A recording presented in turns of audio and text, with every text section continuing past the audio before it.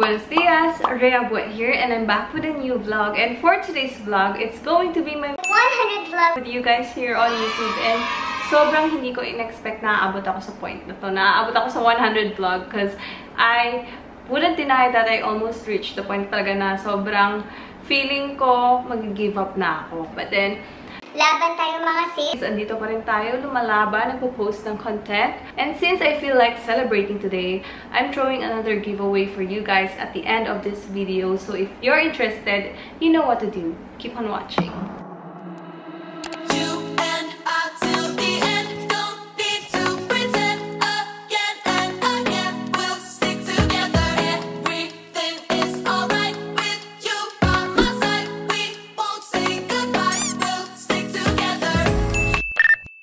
So today, I'll be sharing with you my shoe collection. Ayan sila. Honestly, these are my curated collection na. I have some other sandals pa or sneakers dyan sa room ko. Pero most of those shoes, parang hindi ko siya masyadong gusto. So, ito yung best of the best ko talaga. So, I'm gonna share them with you guys. And also, I have new pairs here na hindi ko pa na-unbox. So, I'm gonna unbox this with you.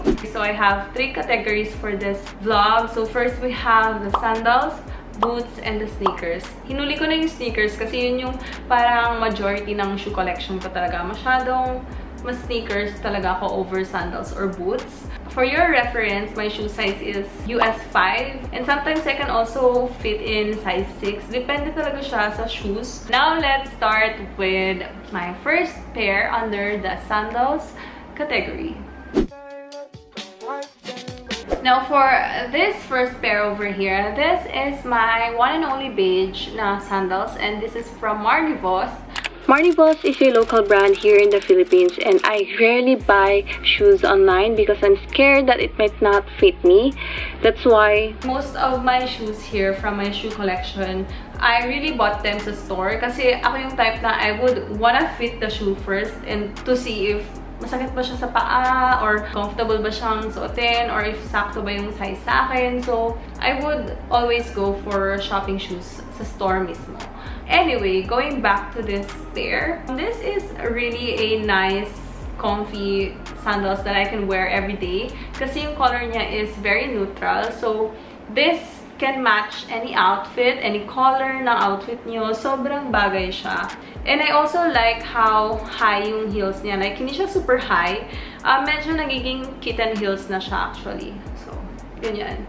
Now, for the next pairs, I have here under sandals, I have these 2 pairs from Pedro.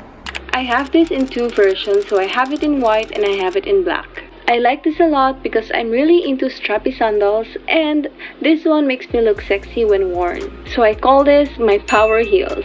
Now I got these 2 pairs in different sizes. The other one is in size 6 and the other one is in size 5. I badly wanted these pairs, that's why I went for 2 different sizes. And this one, I got them from the physical store and I got this last year, late last year, so I'm not sure if they still have it. Now for this next sandals, I have my Doc Martens sandals. I don't know the name of this pair, but yeah, I have this chunky sandals from Doc Martens. I love this a lot, like a lot. I love how thick the platform is for these sandals and it makes me look taller on photos.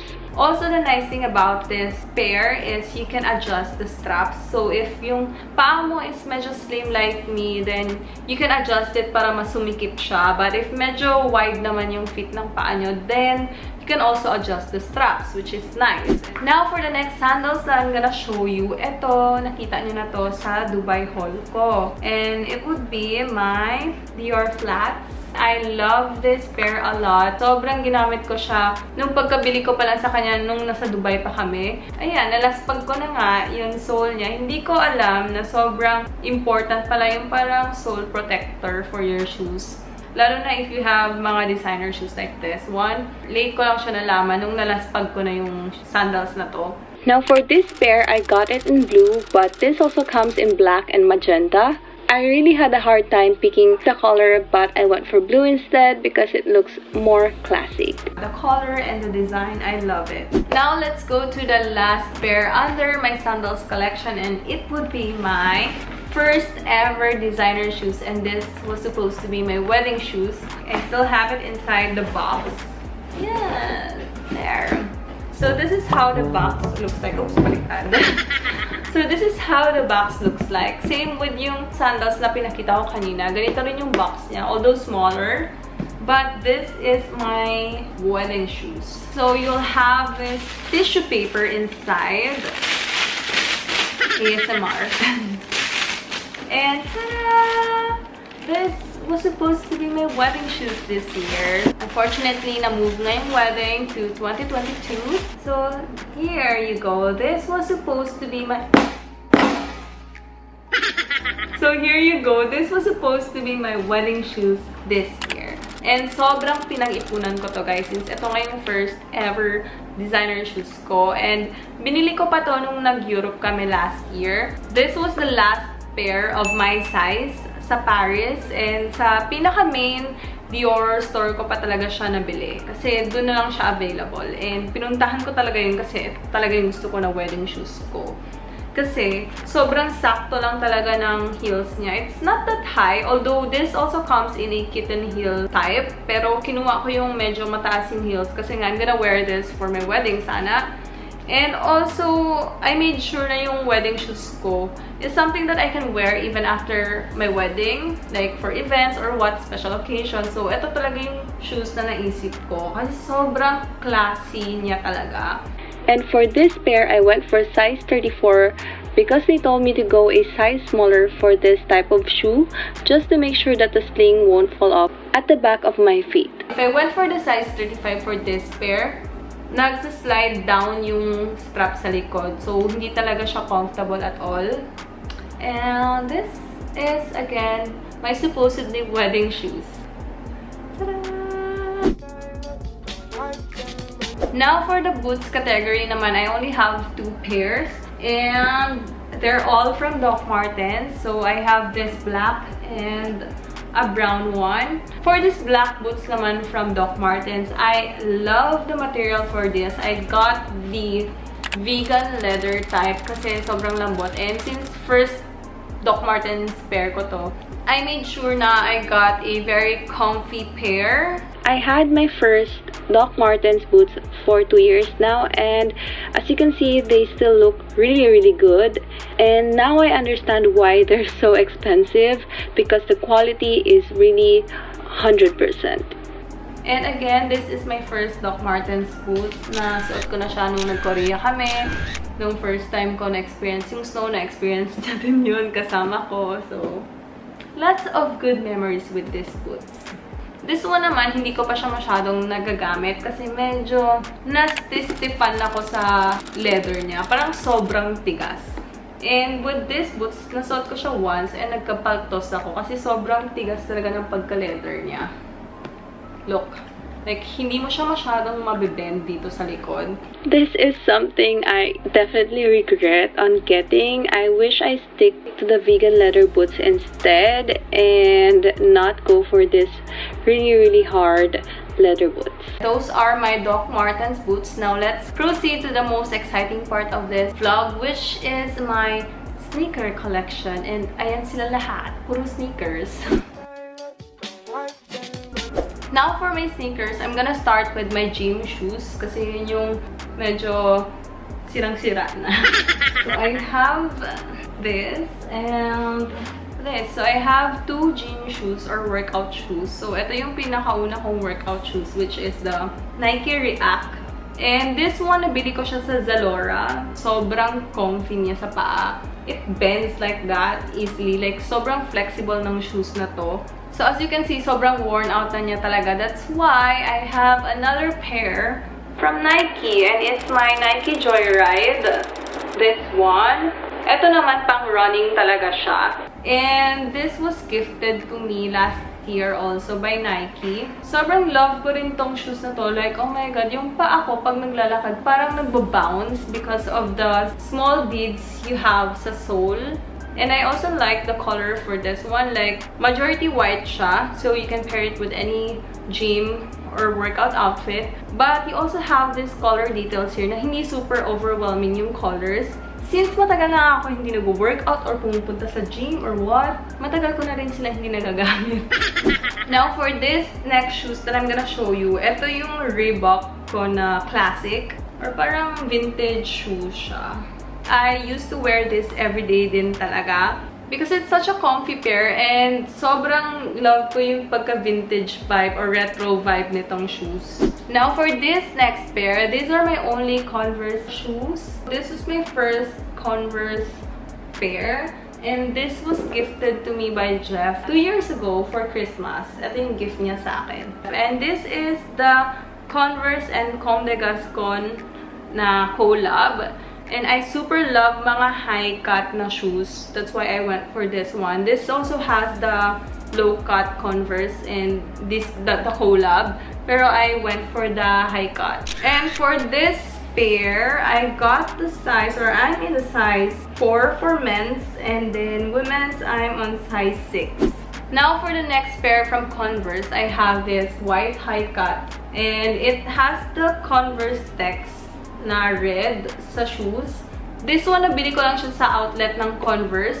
I got a size 3.5 for men's and then 5.5 for women. Sobrang statement din ng shoes na to, especially if I'm wearing a plain white top and jeans kind of outfit. So this would elevate that look as well.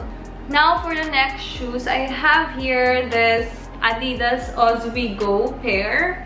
And I super love the color for this one. This comes in the parang sail or beige color and the purple or lavender. So yun yung color combo niya. White, beige, and a lavender or purple colorway. Sobrang ganda rin itong shoes na to. Sobrang comfy. And yung sole niya, it's adiprene, which is yung parang soft type na sole ni Adidas.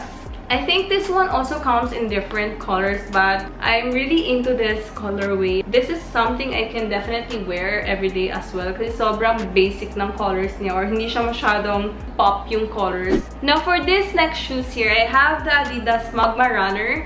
And ito, may tatak adiprene din yung sole niya. For this pair, I bought this sa Paris last year. I love this pair also because I love how chunky it is. Pero yung fit niya, sobrang slim. So yeah, slim and a bit chunky. So you get best of both worlds.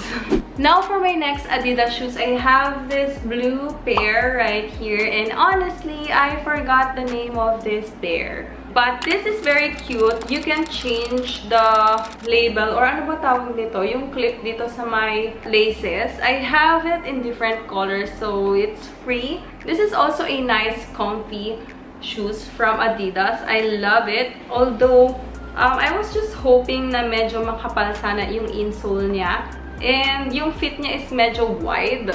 So, for mga slim fit na paa like me, medyo hindi ko ma-recommend talaga tong shoes na to. Not unless you're willing to wear like super thick socks for this one. Because honestly, ang cute din niya talaga. That's why I also went for the shoes. Kasi parang ang unique ng design niya. And the colors, oh my god, it's so cute. And also yung dito detail sa harap, parang pillow yung itsura niya. And I like it. Medyo weird siya. Medyo iba nga yung itsura niya. Not the usual ones, but it's something that I would also like to wear. Lalo na if I want na medyo extra yung shoes ko, then I would go for this shoes. Now for my next Adidas pair, it would be this green shoes. Alam niyo na, hindi ko alam yung name ng shoes pag ganun lang yung pag-describe ko sa kanya. So this one I also got from Urban Athletics. Sobrang daming shoe selections din sa Urban Athletics. And this is my first ever green shoes. Yan, nakikita nyo naman yung shoes ko, puro white, puro black, sobrang neutral. I decided to go for my first ever colored shoes and it's this pair from Adidas. Finally, for the last pair from Adidas, I have the Adidas Samba. And this one I've been wanting to purchase or to get ever since they released this pair. Kasi sobrang cute niya. It's something na perfect din for casual days. Cute naman siya. Lakas maka-retro vibe din tong shoes na to. And I think I've worn this twice or thrice. Yan. So sobrang linis pa even the sole part of the shoes. Now, for this first Nike pair that I'm gonna show you, ito yung one of the recent purchases that I have, and it would be my Nike Bue pair. So what is Nike Bue? Nike Bue is where you can customize your shoes. So you can simply go to their website, nike.com, and click yung customize na tab, and you can start customizing your pair. Although in my case, nag-member ako sa Nike, so I can have more options or selections for the colors. And also for this pair, Jeff and I, we did a detailed unboxing and review for our Nike Bue pairs, so you can also check that out. I'm gonna link everything down below. So this is my Nike Bue pair. So I got the silhouette of Air Force 1 kasi ito yung favorite silhouette ko talaga, or shoe design ni Nike. You can customize or add your initials sa likod, which makes it very personalized. This is my type of everyday shoes because honestly, this is not my first Air Force 1. I have the plain one. Yeah, it's here. And as you can see guys, sobrang dumi na niya. 3 years na to sa akin. 3 good years. The shoe says it all. Sobrang trinay ko na siyang linisin, pero sobrang dumi niya talaga. So, that's it for my Nike Bue. And you've seen my first Air Force 1 as well. So, I'm gonna show you my third Air Force 1. And I have this pair. This is a collab shoes ata ng Air Force 1 and NBA. So, you have the NBA logo here sa likod. And then, yung shoelaces niya, may mga logo ni Nike. And this one, you can also change yung clips ng shoelaces. Yan, magkaiba yung clips ng shoelaces. Sobrang love ko rin tong collab na to. And sobrang classic din ng shoes na to. Actually, pag dinagdagan mo pa ng konting black to, mukha na siyang panda na low. Now, the next Nike shoes that I'm gonna show you, it would be my Techno. And this one somehow reminds me of the Warachi. Yan, basta yun, hindi ko ma-pronounce. Pero mukha siyang ganun, tong shoes na to. Kaya ko rin siya binili. And yun yung first sneaker na gift ko kay Jeff. Now, for the next Nike pair that I have here, it would be this Nike Blazer na high cut. And this one, binili ko nung nag-Hong Kong kami last year. And sobrang gusto ko yung colors nito and yung material. And first time ko nakita or na-discover yung Nike Blazer that time. And okay din yung fit niya sa akin. I like how thick yung insole is. Ayan. And yung cushioning din, makapal. Sobrang comfy niya sa paa. And for this one, when you wear it, you have the zipper at the side para pwede nyo lang ipasok yung paa nyo. Then, you can zip it up. Yeah, you can zip it up and then you can tighten it with the shoelaces. Now, for this next pair of shoes from Nike, this is a new pair that I got from Urban Athletics. And yeah, this is the Air 200. And I got this colorway. Actually, this comes in white and black also. Yun talaga yung originally na gusto ko. Although, wala nang smallest size na kasya sa akin. Kaya I went for this one. This is the Air 200 na for women's talaga. Although cute din naman yung color, I like it. It's very different and hindi rin naman sobrang overwhelming ng colors niya. Pair, I got the size 5.5 kasi medyo makapal na yung cushioning niya at saka yung insole. So I tried the size 5 for this and medyo masikip sa akin. So, I wanted this pair to be a bit comfortable on my feet. That's why I went for 5.5. Finally, the last item I have from Nike would be the Jordan 1 shoes. And this one you already saw from my May faves. And again, I'm just gonna quickly show you this pair again. This is the Jordan 1 Mid Smoke Light Gray.